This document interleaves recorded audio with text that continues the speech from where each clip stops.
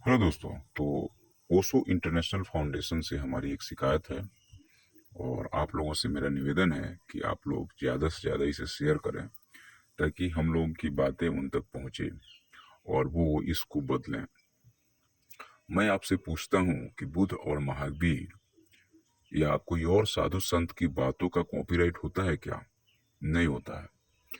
और कॉपीराइट अगर आप लगाते हैं तो ओशो के आप उत्तराधिकारी हैं जो कॉपीराइट लगा रहे हैं। और अगर आप साधु और संतों की बातों का अगर आप कॉपीराइट लगाएंगे तो उस साधु और संत के साथ अन्याय है या उस व्यक्ति के साथ अन्याय है जो समाज के लिए कुछ करने के लिए अपने खुले मन से अपनी बातें कहता है।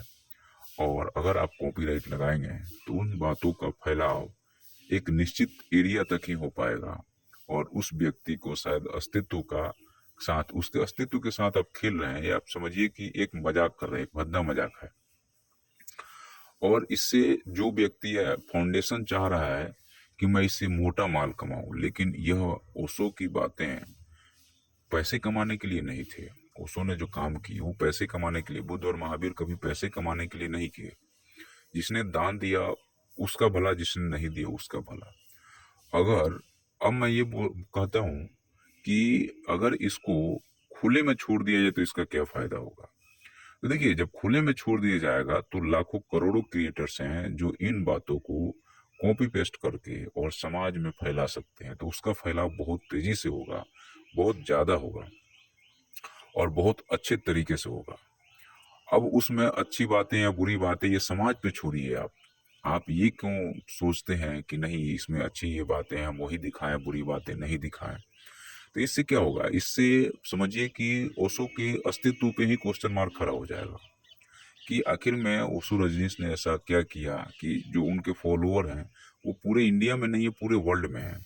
और अगर आप इसको ओपन प्लेटफॉर्म पे रखेंगे, कॉपीराइट नहीं देंगे, तो इससे क्या होगा कि इससे जो है सो एक मुहिम बन जाएगा और समाज में जो लोग आज बहुत सारे लोग इन सारी चीजों से के जीवन से बहुत सारे लोग ग्रसित हैं।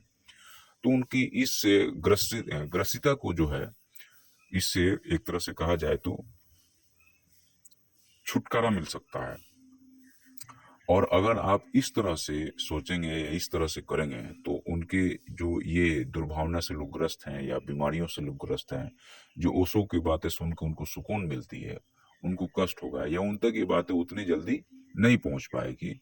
और जो नई जनरेशन आ रही है वो बहुत फास्ट है, तो ओशो उनके लिए बहुत रिलायबल है। तो आप लोग कॉपीराइट नहीं लगाएं, इसको ओपन रखें, जितने लोगों को मन करे वो उसको फैलाएं। क्योंकि जो भी महात्मा आदमी है या जो भी समाज के लिए कुछ करना चाहता है तो उसने जीवन को त्याग के ऑलरेडी किया है। अब आप उसको कॉपीराइट लगाएंगे तो उसके साथ एक खिलवाड़ हो जाएगा, एक मजाक हो जाएगा और ऐसा होना नहीं चाहिए। इसलिए मेरा ये निवेदन है ओशो इंटरनेशनल फाउंडेशन से कि आप रेवेन्यू का दूसरा जरिया ढूंढें जिससे आपको पैसे आए, या आप जो है सो अपने ओरिजिनल चैनल पे उसको चलने दें लेकिन वहां से कॉपीराइट हटा दें। धन्यवाद।